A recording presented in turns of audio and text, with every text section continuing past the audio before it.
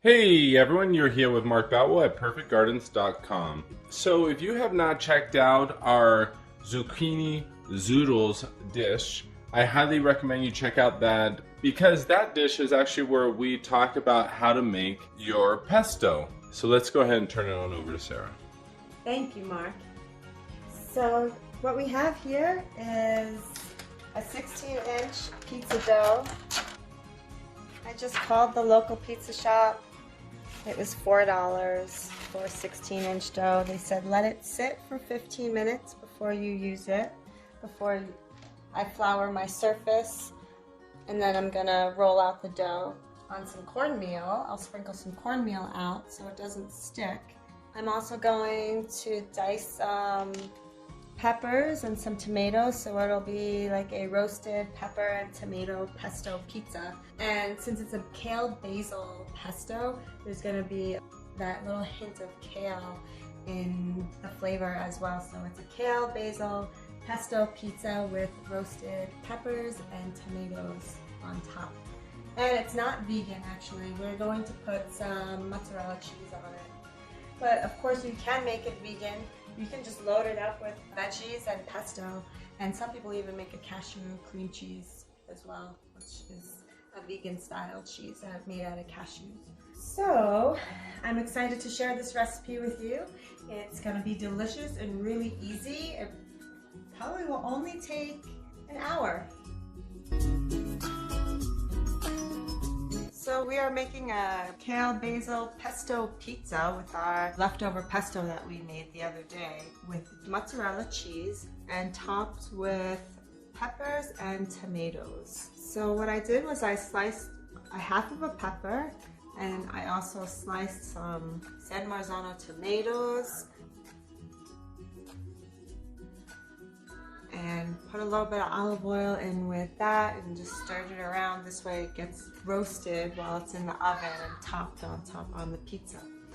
Put some salt on both peppers and tomatoes. So basically what I'm gonna do next is flour my surface and roll out the dough.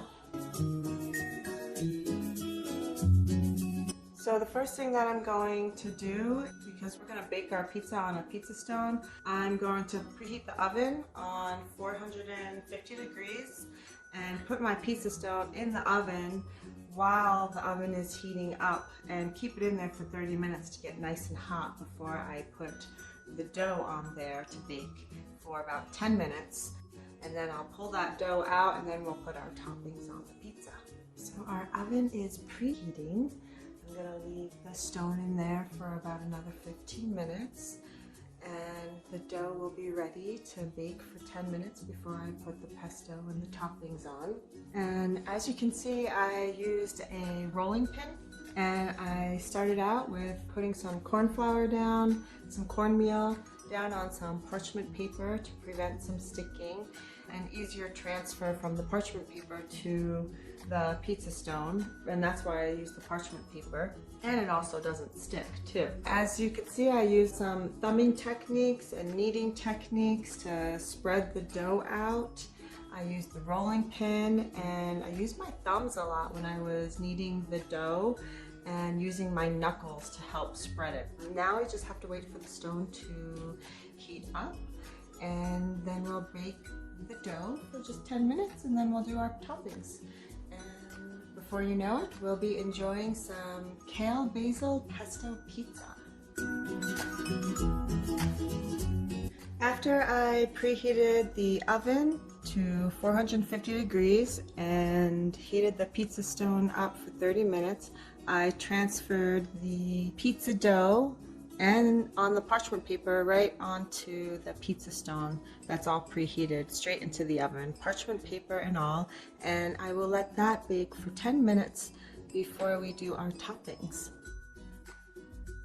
So I allowed the dough to bake for 10 minutes. However, we are a mile high above sea level, so the dough baked a little bit quicker. So just keep in mind to know your environment. If you're below sea level, 10 minutes might actually be a good amount of time. Basically, when I pulled that dough out of the oven, you can tell that it's ready to be topped. It's already getting a little crispy and a little brown around the edges. And now I topped it with some kale basil pesto that we made yesterday, and topped it with some mozzarella cheese, some fresh tomatoes, San Marzano specifically, and red peppers that were tossed in a little bit of olive oil.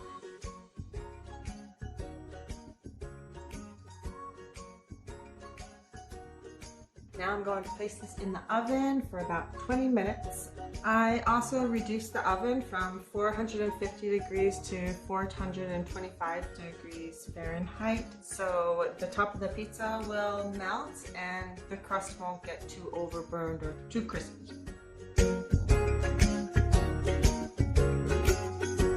What a beautiful looking pizza.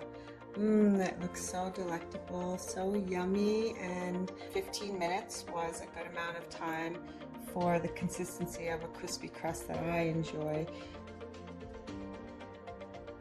Some people might like it a little less crispy, so you might want to check it at 12 to 13 minutes. And we have a kale basil pesto pizza here.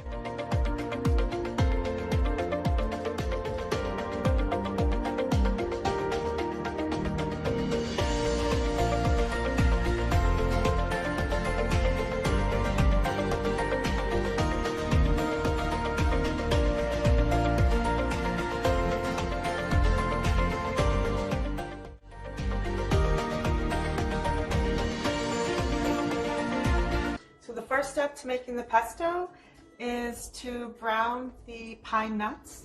You can also use a walnut, or some people use cashews as well. In my food processor, I added 2 cups of kale, 2 cups of basil, a half a cup of olive oil, 2 garlic cloves, and just a few slices of a Pecorino Romano cheese. I also added a whole lemon. I like it lemony.